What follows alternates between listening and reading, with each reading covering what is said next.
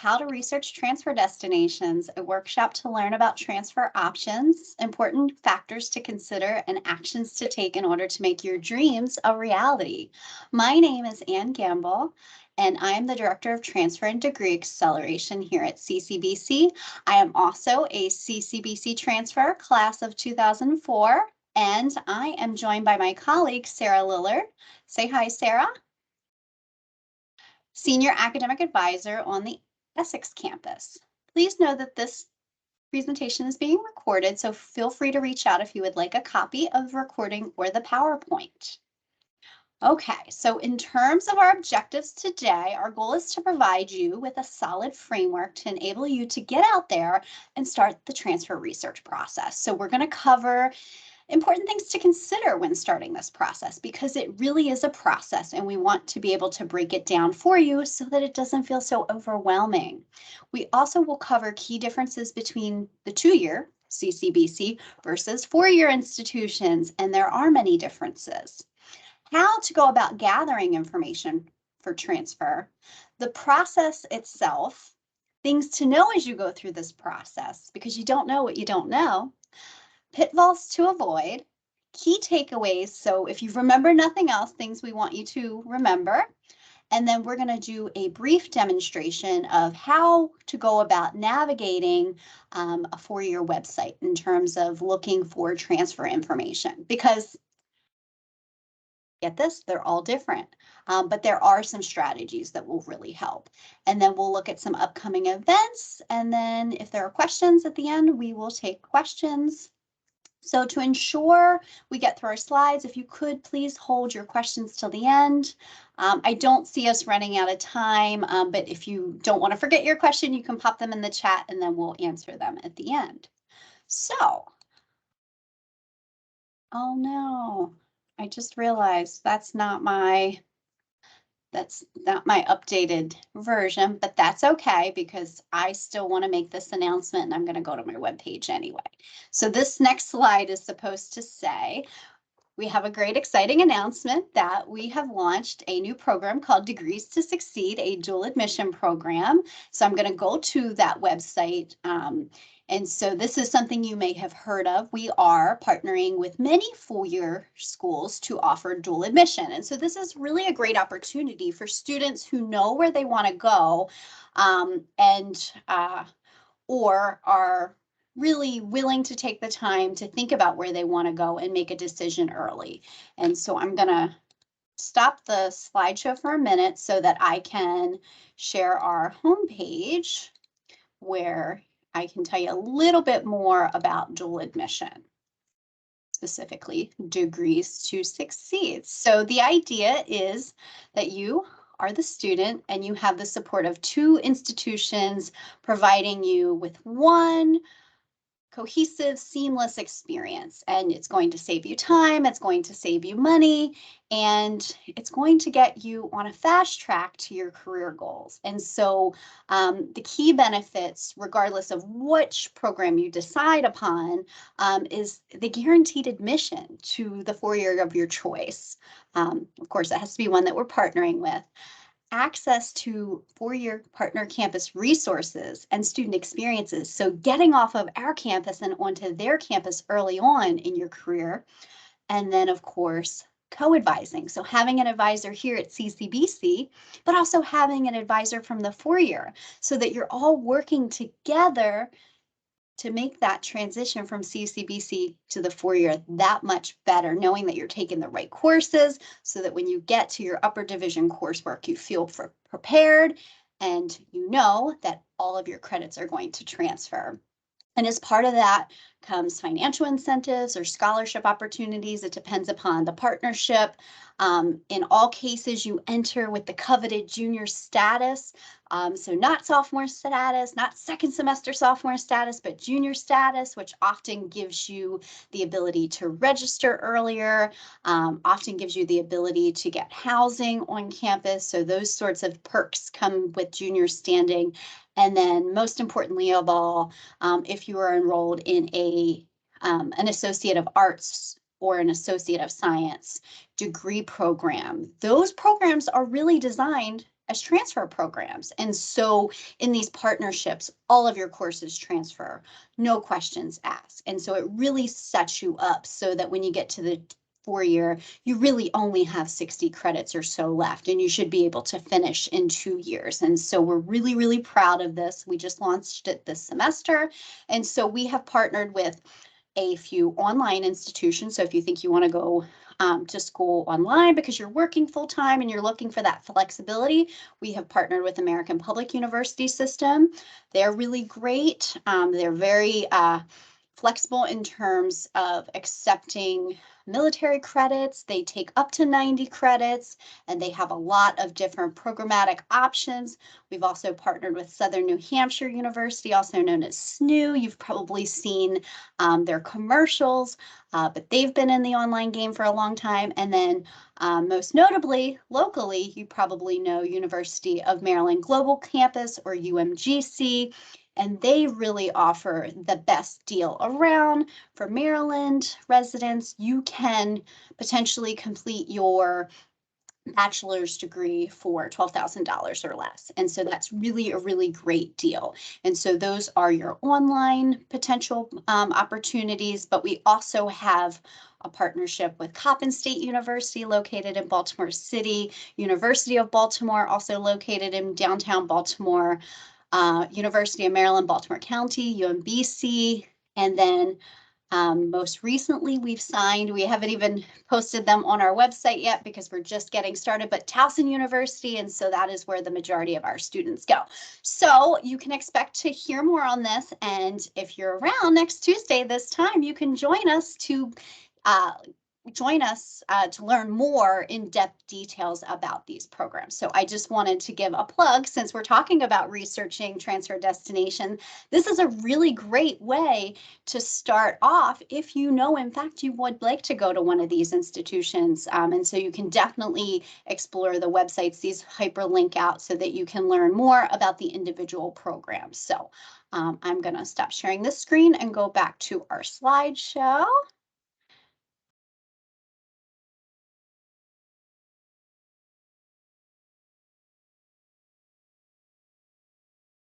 Now, Sarah is going to talk about famous community college students. Yay! So we just wanted to kind of show a couple famous faces that also came from a community college background. A lot of times people wonder, who is going to community college?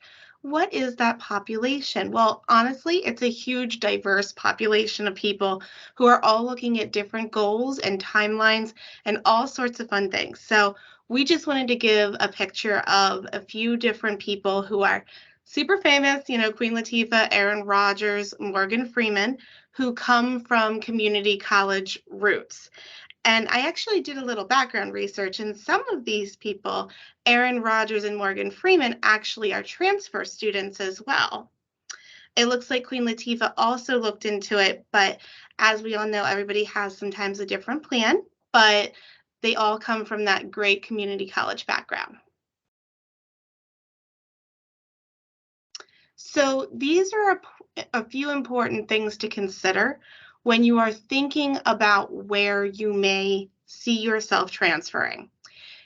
It may be very tempting to just kind of look around and say, well, what's close? Or what do I like? Or where are my friends going? Or where did my parents go?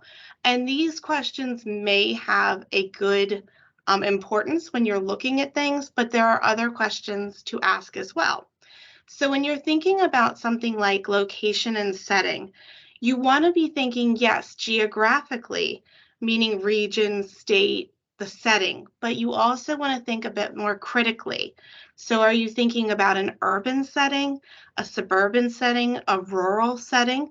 What are the things that you like to do, and where do you see yourself? What are the activities that are important to you? These are all things you want to consider when you're thinking about location and setting. Another important thing to consider, of course, is affordability. When you're looking at attending a new school, you're thinking about costs of out-of-pocket, loans. You also have financial aid and scholarship opportunities to consider, and that's another extremely vital portion to your conversation with yourself and your decision making, because a lot of times those types of benefits, financial aid, loans, grants, scholarships, they have different timelines and due dates than some of the other factors you may be considering. So it's something you want to think about early when you're considering your options. Another thing you want to think about is on-campus versus off-campus commuting. Do you want to live on campus? Do you want to be in the dorms? Or is it a better fit for your lifestyle for whatever reason to commute? Some schools are very friendly commuter schools, and other schools may have more of a geared kind of setting to people who are living on campus. So you want to consider which of those two options is best for you. The next thing you really want to think about is size and type. It may surprise you, and this is why, and I think we'll get into this a little later, visiting campuses is important. Big schools and small schools have much different cultures, and that's a huge part of this, because if you like a really, really tight community setting, you may not find that on a really, really huge campus. But at the same time, if you love activity and bustle and this and that and the other, you may not find that as much on a smaller campus. So that's why you want to consider the size and the type. Also, do you want big classes or small classes? Do you like a public school, a private school, an online school? Okay, there's tons of options insofar as how you can tailor your college experience. So some more things to consider would, of course, be academics. What is college without academics? It is an important part of the whole process, because that, in the end, is why you very likely are at college. So when you're thinking about that, one of the biggest things you want to consider, and you may be surprised how often this is not considered, is your major or program at the school of your choosing? Sometimes it's very tempting to come from a place where you may just think that all majors are at all schools, but there can be a lot of variations, and even schools that may have a similar major, such as, for example, business, may have different concentrations or areas of business at other schools. So that's when you want to think about, what is that program? Is it available? And the next thing you want to think about is it competitive?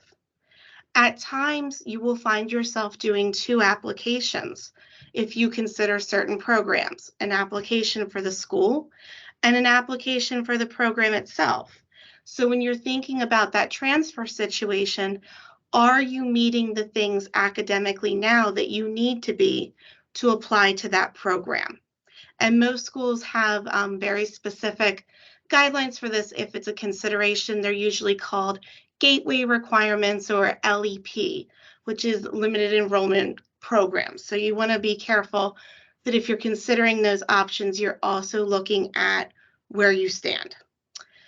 Other things you may want to consider when it comes to academics: job placement, internship opportunities, research opportunities. These are all things that may come into play as you go through your four-year college experience.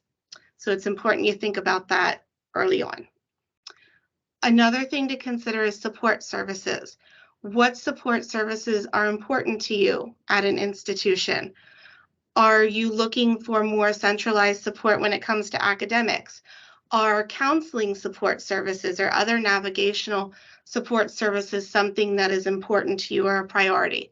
These are things you really want to consider in that area. Next, of course, campus life. This is your athletics, your clubs, getting involved, all of these different things. Some schools may have a Greek life, other schools may not. Some schools may have some athletics, other schools may not. Some clubs, different focuses. These are all things you want to consider. And then if you're interested in that leadership portion, do they have an active program or active things on campus to cover that interest as well? So, lots of things to consider. So now we really think about what are those common differences between the 2-year and 4-year. So of course, the obvious one is cost, right? So the cost of attendance at a 4-year per credit is much higher than the cost of attendance at a 2-year. And typically the way it works is a little bit different, whereas at CCBC you pay per credit. At the 4-year, you will typically pay up to, for full time, you can take up to 15 credits.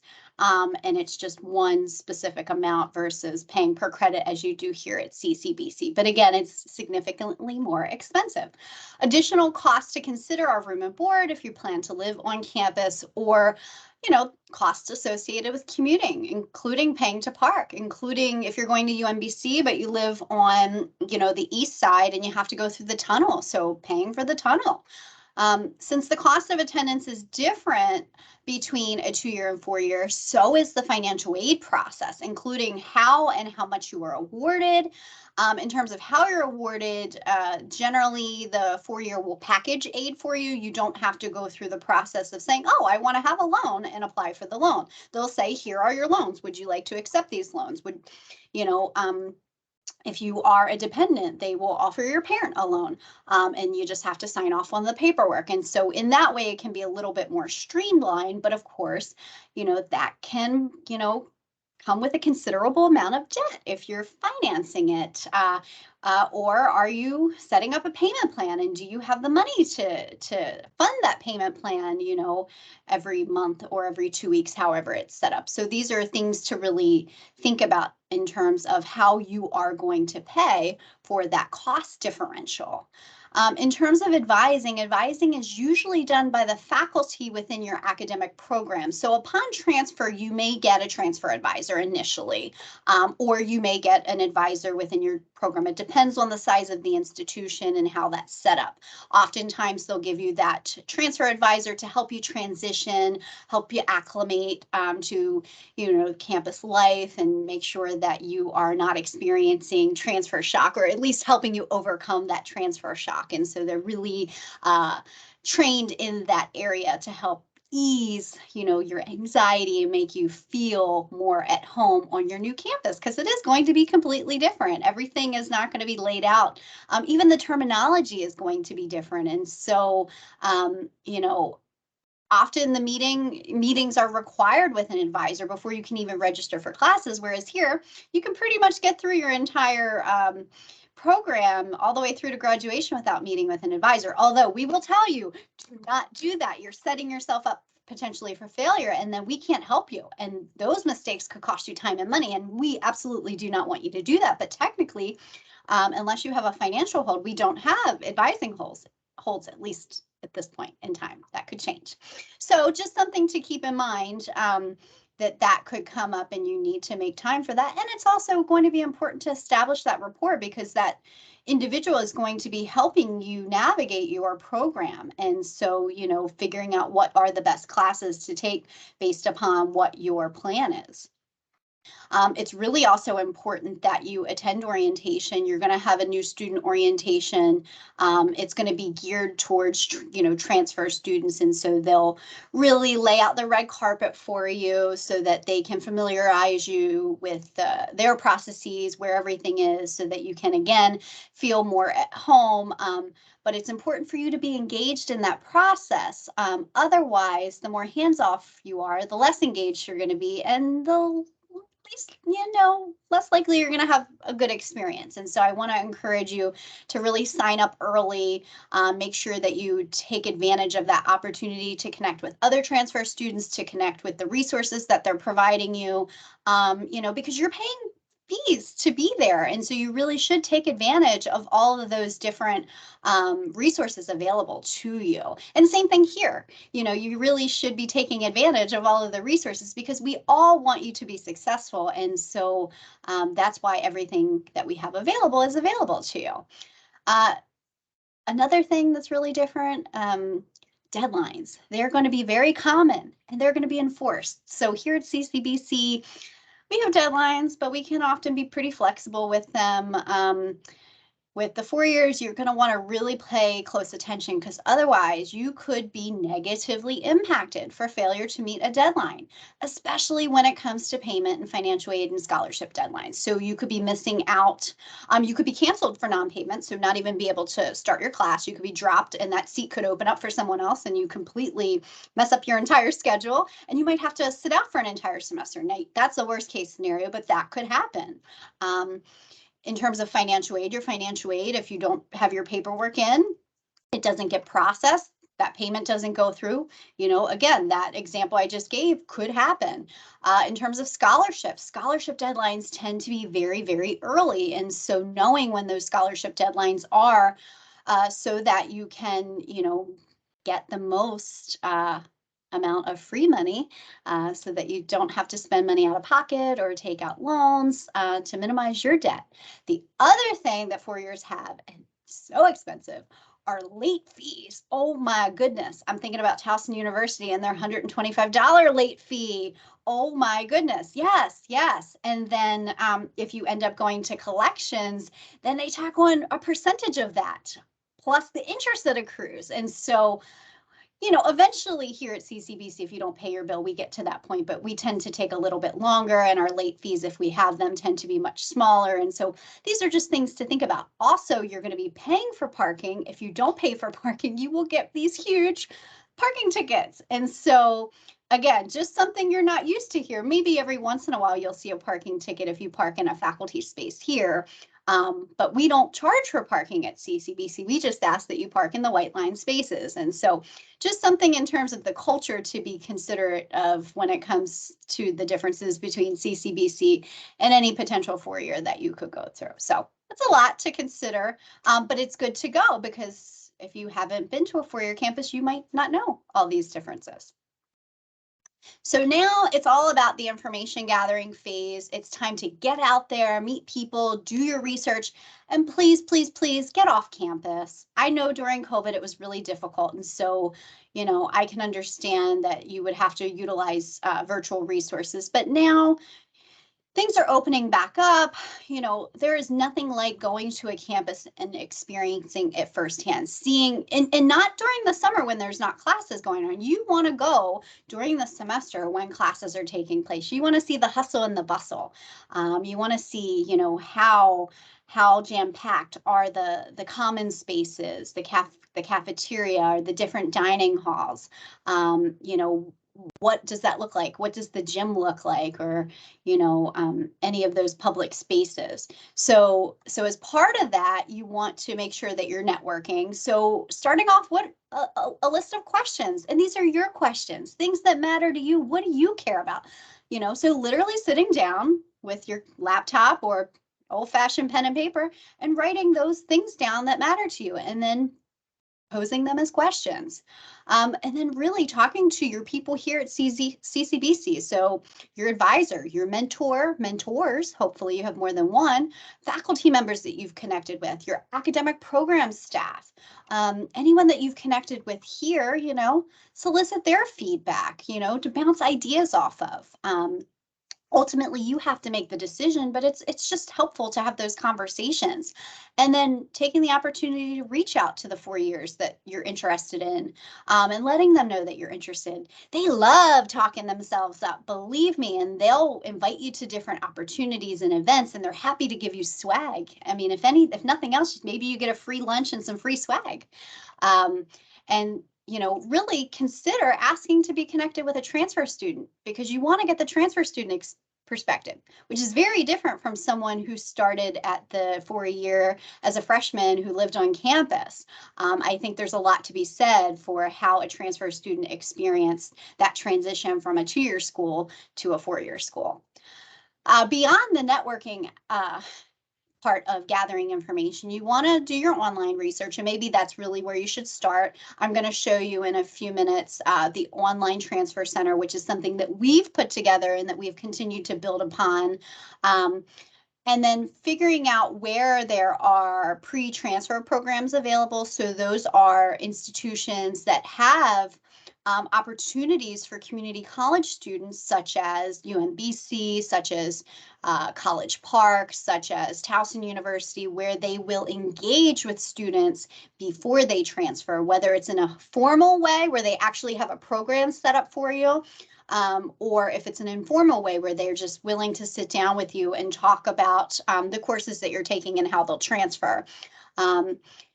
Looking at articulation agreements, depending upon the type of program that you're enrolled in, where do we have agreements? Digging into the four-year website, looking specifically for transfer information. And again, we're going to show you how to do that.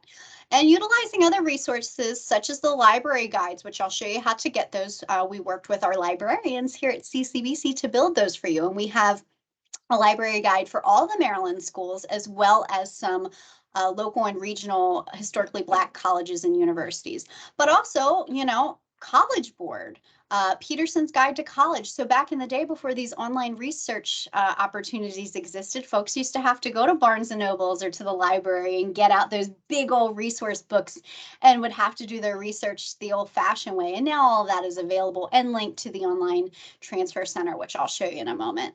And then finally, once you've sort of narrowed it down, you'll want to attend some events, so you can set up one-on-ones if that's your preference with admission reps. You can do that virtually, or we have a list of them, a list of events where they'll be on campus. You can attend transfer fairs, which we'll be talking about, where you can meet with multiple schools. So our transfer fairs coming up next month, I think we're going to have 35 plus schools here on campus. So you can sort of make your rounds and see who's got the best swag, who you're interested in talking with, and go around and ask your questions. Open houses are really great. They really roll out the red carpet for prospective students. So I always say if you can attend an open house, that's really the best way to go. Going on a campus tour, I love those because they're led by students, and the students give you the lowdown on what it's really like to be a student and where the really cool places are to hang out. And then looking, beyond the campus and the local community, particularly if you're looking to get outside of Maryland or outside of the Baltimore County area, what's the local community like? So make sure you're talking to students, meeting with the professors, and something like an open house is a really great opportunity to do that. So I had mentioned I'm going to pull up the transfer center. So before I do that, I want to first just sort of outline what the transfer process is. So we've really broken it down into a 3-step process that culminates with graduation. So at this point, if you're between 0 to 12 credits, so like you're in your very first semester, you're exploring. You know that you think you want to transfer, you want to complete your CCBC degree here because that's the most important thing, because there's so many benefits you'd be missing out on if you leave before you earn your degree. And so as part of that, once you're here your second and third semester, you want to start that preparation. And really, if you have researched and decided that there's a dual admission option that you're interested in, that's really great, because then all of this is laid out for you, because you'll have your transfer team walking you through the entire process and celebrating you when you get through. It's a very different way to experience transfer, and it's very new, but it's awesome if you're invested in staying local, or if you have a firm grasp on exactly what you want to do and where you want to go. But if not, that's okay too, because we still have the traditional transfer process where you explore, you prepare, and then once you've prepared and you've narrowed it down to 3 to 5 schools, then you go to apply, and you go through that process. And then ultimately, once you start getting your feedback from the places you've applied, it's up to you to decide, and then, go through the process so that you can graduate, and then we get to celebrate you for that. So now I'm going to go end the show again and share our online transfer center. So if you don't know this resource, you should. It's easy to memorize, and I'm getting it up there now. So it's ccbcmd.edu/transfer. So we made it easy to remember. And so the idea is you start here here being CCBC, you finish here, and then you can go anywhere. And so we really want students to begin thinking about transfer planning as something that begins as soon as they get here, not something they do once they get to the end of their program. And so what we've put together on this homepage is really some key information. So in terms of navigating it, the central area right here is where you find out what's hot and new, which I already mentioned. We have our Degrees to Succeed dual admission programs, and so that links out to our Degrees to Succeed page. We also talked about transfer events because that's the best way to learn about what's going on in transfer. That's how you got here today, Virtual Transfer Tuesdays, right here, top one. Then you can see next Monday, we have our UMBC transfer rep coming. He'll be on campus at Catonsville. Next Tuesday, if you want to join us again, you can learn again about the dual admissions options. We have preparation for the transfer fair. We have transfer and financial aid. Again, this is all part of the Virtual Transfer Tuesdays. We have the transfer fairs coming up. And again, I have those flyers. I'll point those out later. University of Baltimore is going to be visiting. We'll have Stevenson visiting. We'll have some Transfer Tuesdays where we focus in on specific academic pathways. We'll be talking about applying for transfer. So this is just a snapshot right now as of today, what is planned for this semester. And so you can really go here and say, okay, I know I want to do this. You lock it into your schedule and then you just attend. Or if you can't attend, you say, Miss Ann, can you record this and send me the recording? And of course we can do that. But if nothing else, if you're someone that likes to keep in touch via social media, we have our social media pages. You can link to us right here on the right-hand side. Here are all of our transfer advising resources. So we have a ton of things. The most commonly used things right here, and then the research things that we're talking about right now are all listed here on the right-hand side. And then on the left-hand side, we have our dual admission partners, our transfer agreements. So I had mentioned articulation agreements. I talked about pre-transfer advising. You can find more information about that here. Transfer planning, this is what I wanted to get through. This breaks out the steps, kind of what we're talking about today, into exploring, preparing, and then applying. And so I mentioned our library guides. We have our Historically Black College and Universities Research Guide. Here you can see the different schools that we have showcased here. And then we even have folks from CCBC who are alums that you could connect with and ask your questions. And so we really just try to think about all the different ways that we can deliver you resources so that you can get what you need when you need it. And of course, you can always reach out to us as well. So that is our online transfer center. It's always available. Once you're ready to really start digging into financial aid and transfer scholarships, you can go to this page and it really digs in, and definitely come to our session on that, because I think that can be considered the most complex part of the process. So I'll stop there and let you explore on your own time, and we'll return back to our slideshow.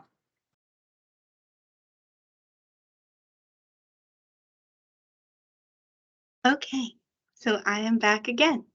So now we're going to talk about a couple things you should know as you're going through this process, these steps that Ms. Ann was talking about in the beginning of, these are the things we should be doing at these credit points. It's easiest to think about it in terms of the credit points I found, just because that gives you a little bit more specificness as to where you are in your process, rather than to think of it, well, I need to do this at XYZ semester, my second semester, my third semester, because everyone's semester may not look the same. But using these credit points as a guide helps to keep you nice and structured and organized. So that's what we're going into right now. So as you're thinking about the different schools, you want to create a checklist for each school. You want to consider, what are those admission criteria? What are they looking for? Is there a GPA? Is there specific gateway requirements, like I said before? Are there other things that the school is requiring, like different essays or documentation? All kinds of different factors go into what are the admission criteria. And these are usually found on the transfer areas of the college pages. Some of those we're going to look at today, and you'll be able to see exactly how they present, but you really want to consider one of those criteria. I apologize, I'm losing my voice a little bit today. The next thing you want to think about is, does your specific program have a separate criteria? So that's the gateway things we discussed, the limited enrollment programs. These are specific grade point averages or repeats, things of that nature you want to keep an eye on as you're beginning to apply or consider applying. What supplemental documents are required? Do you have an essay to do? Do you need a recommendation? These are the questions you want to start asking and keeping track of between your different schools. What are the deadlines? So you have your preferred deadline, maybe a regular deadline, maybe an honors, maybe a program specific, maybe. So as Anne was saying back a few slides, the deadlines are really a different thing that come about with the 4-year schools versus the 2-year.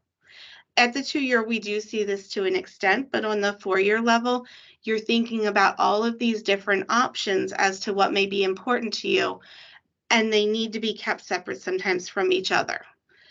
And then you want to think about, of course, the financial aid and scholarships, like we talked about earlier on. A lot of times those have earlier deadlines, different structures than some of these other requirements. You may find yourself needing to apply for a financial aid or scholarship requirement even earlier than you are your program, potentially. So you really want to be paying attention to that, and housing is also a big portion of that. If you do decide to live at a 4-year, your housing deadlines may be quite different from your immediate kind of application deadline and some of the other things going on. Those housing ones can get pretty tricky too, because if you're not in on time, you might find yourself in a situation where you're registered and you're ready to go with the school and classes, but you don't have a place in a dorm to begin living. And then that creates a whole other kind of chain of events. So that's why you want to keep an eye on those types of things. Next, kind of looking down at essays and letters of recommendation, that would fall under the supplemental documents required. This is really important, and I think sometimes it maybe does not get approached as directly as it should. I have seen where people will unfortunately sometimes make the decision to write the same essay and give it to all of the colleges that they are applying to. That is not the best idea or a good idea.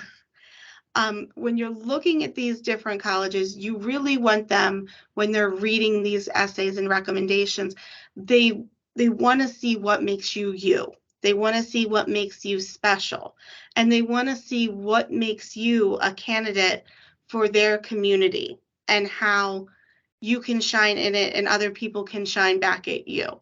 And the only way they're going to know that is if you give them a picture that is specific to that school.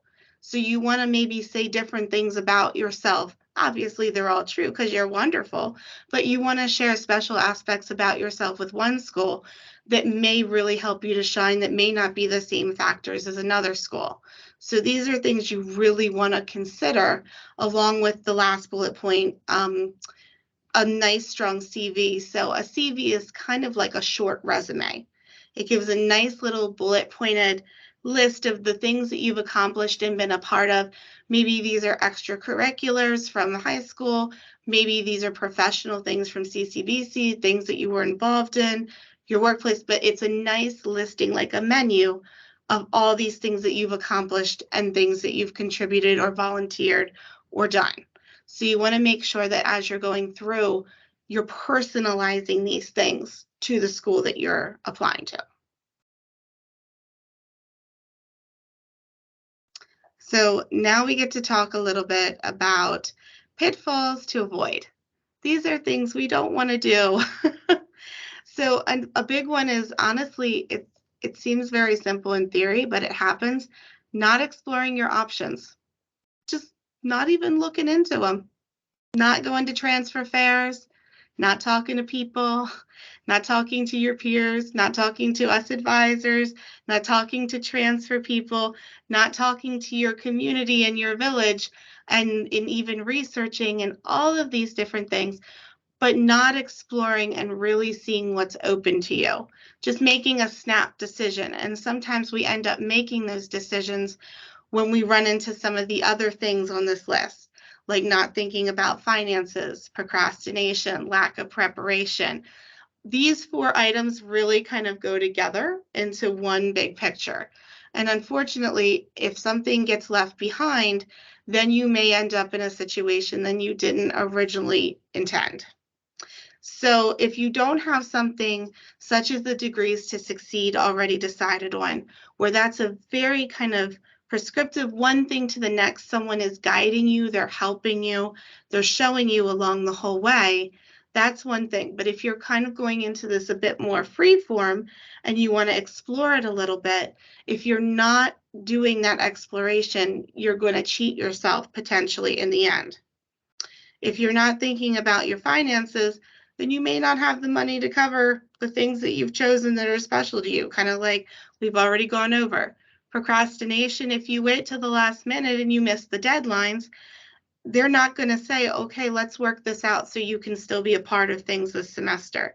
They're going to say, unfortunately, you missed the deadline and you're unable to join us.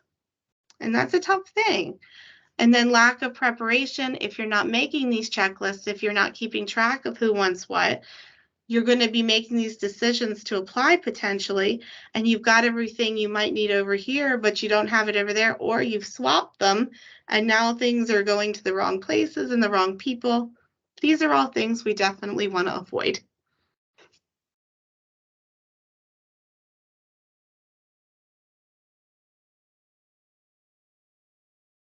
Okay, let's see here. And then we are on key takeaways. So this is just really the wraparound and the summarization of everything.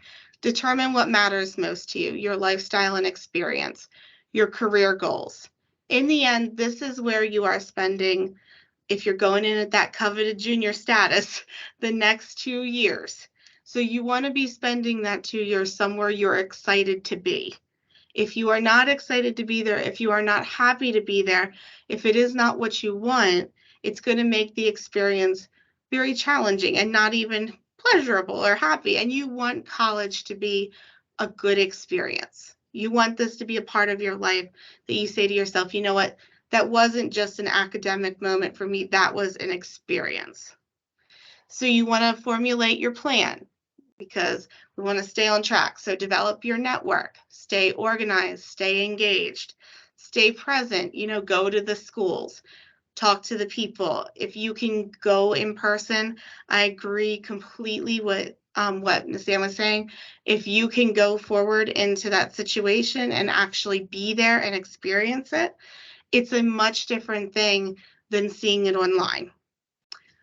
Weighing your options, focus on your end game. What do you want? Obviously, you want a bachelor's degree. What else do you want, though? What do you want this to do for you? Is this somewhere you want to gain professional opportunities, different things like that? Is this somewhere you want to go socially? Is this somewhere you want to build a network? Think about your end game. And then most of all, to decide what is best for you. There's going to be a lot of people who may want to tell you what is the best thing. And while that input can be helpful, in the end, you have to make this decision for yourself. And it's a very big decision. So that's why we give you all this to help you take it seriously. All right, so now we're going to transition back and we're going to do a little demonstration with looking at some different four-year schools. So because if you've never done this before, you may not know what the process involves, because I mentioned every website's a little different. So I'm going to start off with University of Baltimore. They go by UBALT now, so UBALT, and this is their homepage. And so look, they have an open house. Didn't I mention open houses earlier? On October 22nd.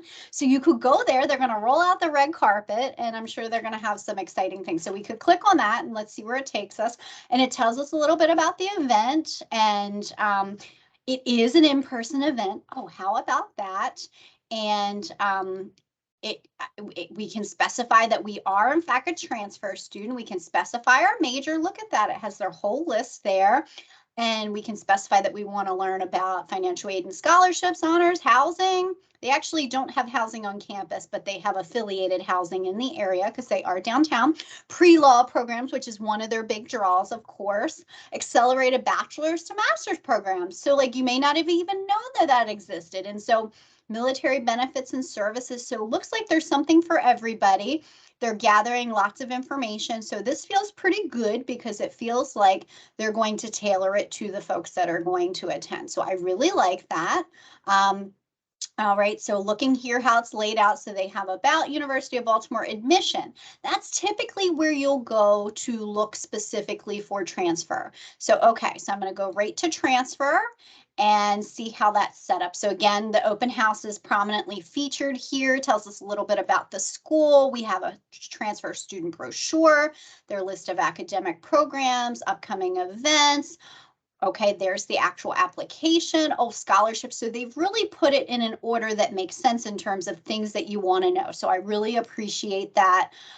Some important dates. Okay, very cool. Look, they even have a transfer information session. That's today. I don't know what time it is, but you know, that's like super helpful to know. And how about this?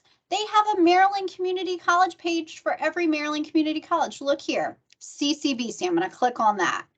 Wow. How cool is this? They have everything laid out for us for CCBC, connecting with us so we can get directly to a person. Okay, love that. Financial aid and scholarships, transfer pathways. What is this? Oh, okay, so this takes a CCBC program and shows us what the UB program is. Very cool. And it has it by the academic year. I really appreciate that. Not sure which major at CCBC to pursue or what you think you want to study it. Oh, it tells you right here what's a good match. All right, it's a lot of scrolling to do, so maybe not as easy to navigate on your phone, but looking at graduate and law school options, reverse transfer. None of you are going to be doing that because you're going to stay here and complete your degree. They have unique populations, military PTK, DACA or Dreamers, international students. They have an honors program. Okay, so lots of really great information, all packaged in a one-stop shop. So I don't feel like I really need to go anywhere else. They have an FAQ here, credits for prior learning. So I feel pretty solid about this website. And so this is really nice. I would say this is the exception to the rule. They're not always all laid out nicely as this, but I wanted to start with University of Baltimore's because they're one of the better ones. And so now Sarah is going to walk us through. I'm going to take you all to the homepage, and she's going to tell me what she wants, how she wants me to navigate. So here we are on the Stevenson University page. So we're going to go ahead over through to, I'm going to look kind of silly right now, and was it applied? That's where I found it earlier, but I look silly. That's okay. And then there we have, right, the transfer student area for the application for the applying portion. There's 3 ways to apply at Stevenson. You have common application, the Stevenson University application, and then the transfer paper application. Now, what you choose to do may be determined in part by if you're applying to other schools, because if you are applying to other schools that may use Common App, perhaps it would be easiest to go that route. But if you are looking particularly at Stevenson or have a motivation to do a singular application, that would be maybe why you would pick the second option. And then paper is there if you would need it. And then if you look down a little bit further, yep, to admission, there we go, transfer students over here. We get a bit more specific information about what they may be looking for depending on what program you may be applying. So at this point, if you look under optional information, that is some of our potential supplemental documentation that we heard about before. So depending on what program you may be considering, there may be standardized testing, an interview involved, a resume, There's our letters of recommendation, and of course our essay and our career goal potential. Then if we look down a little bit, we see under the admissions decisions where we are for cumulative recommended, which is a 2.5. So what they're saying with that is that they recommend everyone who's applying as a transfer have at least a 2.5, but they are saying that lower GPAs could be considered in certain circumstances as well with them. And then up we go. And I lost my bearings just a little bit with the transfer center. Yes, let's go that way. And then we're going to search by, I'm so sorry, I am losing my voice like crazy. Transfer admissions.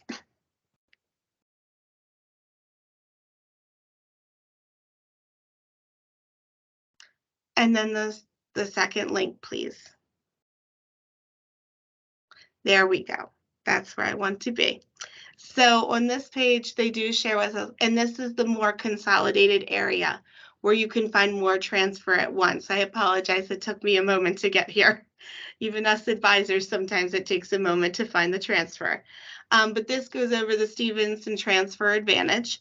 It does talk a bit about, especially the transfer award is $19,000 and up to $23,000 for qualified students. This is perhaps the most fun part too, the guaranteed admissions.